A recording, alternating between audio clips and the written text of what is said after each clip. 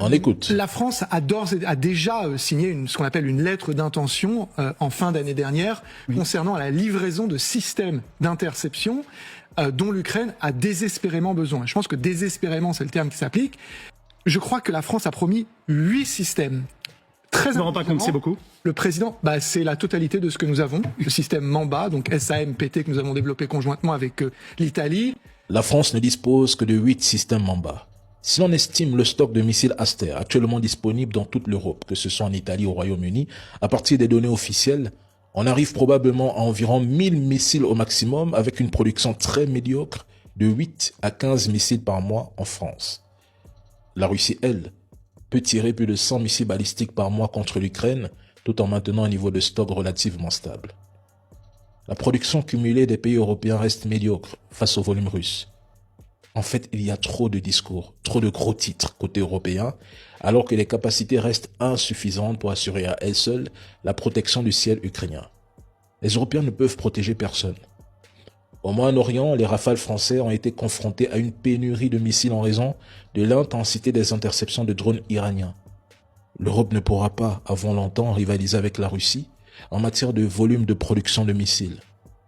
Depuis 2022, plus de 40 pays arment l'Ukraine, financent l'Ukraine, déploient des mercenaires. Plus de 21 paquets de sanctions ont été imposés à la Russie. L'OTAN se sert juste des Ukrainiens comme chair à canon. Et malgré tout cela, ils ne sont toujours pas parvenus à déloger la Russie de Donbass. En avril 2022, les Occidentaux promettaient à l'Ukraine une victoire rapide face à la Russie, au point que Bruno Le Maire annonçait l'effondrement imminent de l'économie russe. Aujourd'hui, la Russie est classée 4e puissance économique mondiale en parité de pouvoir d'achat, tandis que la France et l'Allemagne ont reculé dans le classement. En vérité, ces Européens ne sont pas en train de sauver l'Ukraine. Ils n'ont pas les moyens. Ils sont faibles. Ils sont en train de détruire l'Ukraine. L'Ukraine, c'est du business et ce sera jusqu'au dernier Ukrainien. La Corée du Nord accuse le Japon de préparer une guerre d'agression et affirme qu'elle ripostera si nécessaire. Ils estiment que le budget de défense record du Japon constitue un véritable budget de guerre et affirment qu'ils se défendront contre cette menace japonaise. La sœur de Kim a explicitement accusé les États-Unis d'être derrière le réarmement du Japon et estime que Washington cherche à transformer la coopération entre le Japon, la Corée du Sud et les États-Unis en un bloc militaire destiné à encercler et à menacer la Corée du Nord. Pour la Corée du Nord, les États-Unis ne défendent pas le Japon et la Corée du Sud. Ils les utilisent comme instruments, un pion, comme l'Ukraine, pour maintenir une pression militaire permanente contre Pyongyang. De son côté, Poutine a clairement réaffirmé que les îles Kuriles revendiquées par le Japon appartiennent à la Russie, sont inviolables et font partie intégrante de son territoire.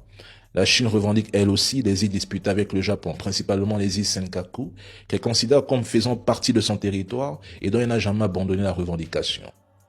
Géographiquement et stratégiquement, le Japon se retrouve face à des pressions venant de plusieurs directions en même temps. Au nord, la Russie contrôle et militarise les îles Kuriles du Sud. À l'ouest, nord-ouest, la Corée du Nord multiplie les tirs de missiles balistiques.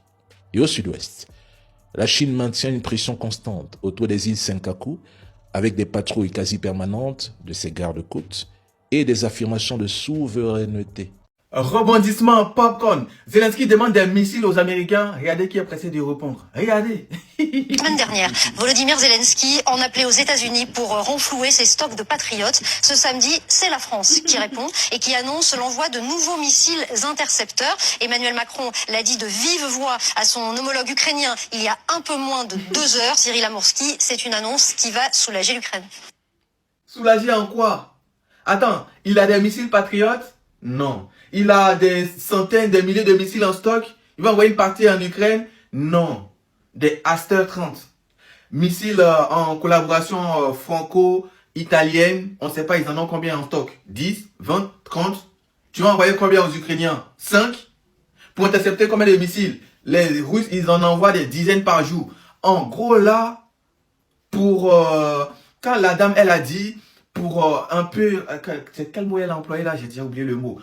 Dans le terme pour aider les Ukrainiens, pour rassurer un peu les Ukrainiens. Il va les rassurer avec quoi là?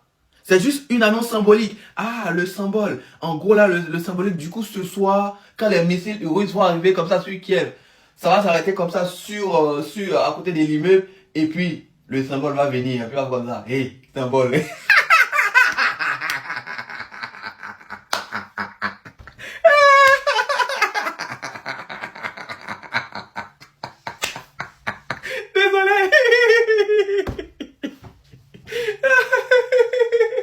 Le missile arrive comme ça, au-dessus de Kiev.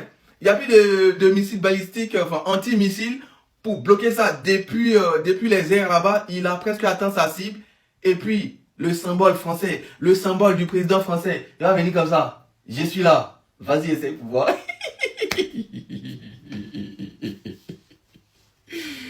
On demande aux Américains, tu penses que Zelensky il est bête? Si Zelensky il avait besoin de toi, il y a longtemps, il t'a appelé, il sait qu'il va pas trop galérer, tu vas lui donner. Il sait que tu n'as pas les moyens pour ça. C'est pour ça qu'il appelle les Américains.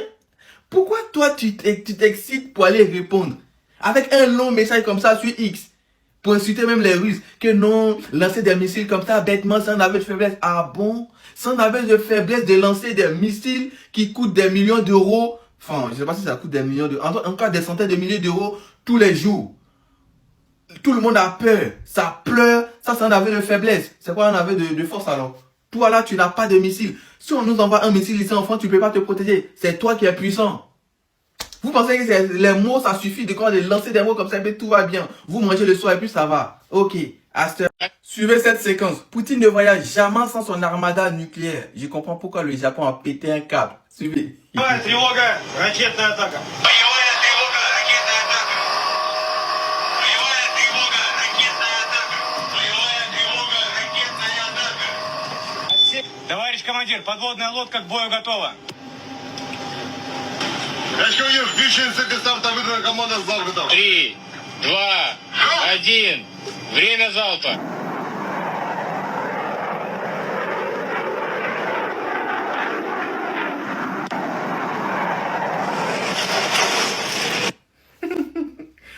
J'ai tout compris.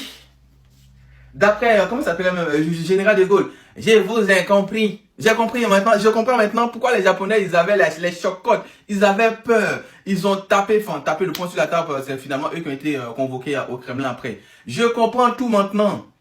Il y a une semaine, quand Poutine a été, un peu plus d'une semaine, quand il a été sur l'île russe, l'île de Kouril, là, au nord du Japon. L'île dont il y a un conflit là-dessus. Les Japonais, ils disent que c'est leur île, ils veulent reprendre ça, mais bon, c'est officiellement russe. Du coup, il y a un conflit là-dessus. Poutine a rendu visite à ses concitoyens qui sont sur l'île. Mais en fait, on croyait que c'était juste comme ça, la visite de Poutine qui les gênait, en fait, les dérangeait par rapport au conflit de l'appartenance de l'île. Il y avait plus que ça. C'est aujourd'hui ou hier qu'ils ont balancé la vidéo. La Russie a fait des tests de missiles sur l'île. Enfin, dans leurs eaux territoriales de l'île. En gros, l'île, tout autour de l'île, bah, c'est les eaux territoriales russes. Du coup, ils ont fait des tests. Du coup, ils ont fait des tests de missiles balistiques. Je ne sais pas si ça porte... Parce que c'était un sous-marin également. Sinon, ça pourrait être... Ça pourrait porter, par exemple, des ogives nucléaires et tout. Ils ont vu ça passer comme ça sur les têtes.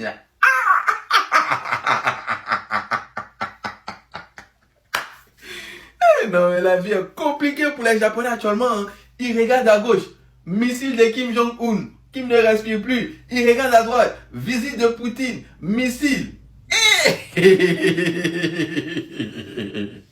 Je comprends pourquoi ils veulent avoir aussi leur arme nucléaire. Parce que c'est chaud.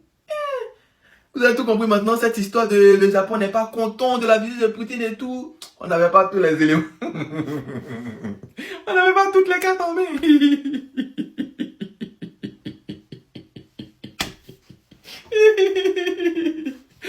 Poutine et puis Kim Jong-un, là, les deux là, ils vont nous rendre fous. Enfin, en tout cas, ils vont les rendre fous. Ils savent pas où mettre.